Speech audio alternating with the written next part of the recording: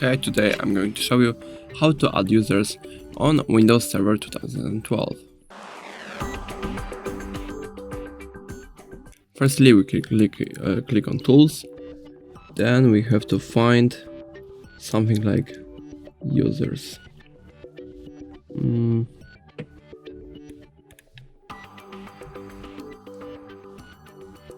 Active Directory Users and Computers, we click on this. Then we have our domain that we have created in previous video, so we have to right click on this and we can click on the new. Then we have to click on organizational unit. We can name it, I don't know, just a unit, I guess. And then we right click here, new, and we can create a user.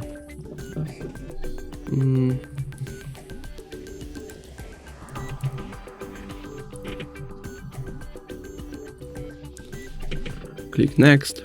Now we have to choose a password. We can also change some settings about the password. Like, I don't know, password number expires, and set the password. Click next. Finish.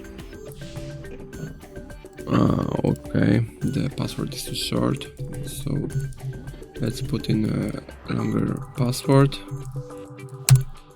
Click finish now.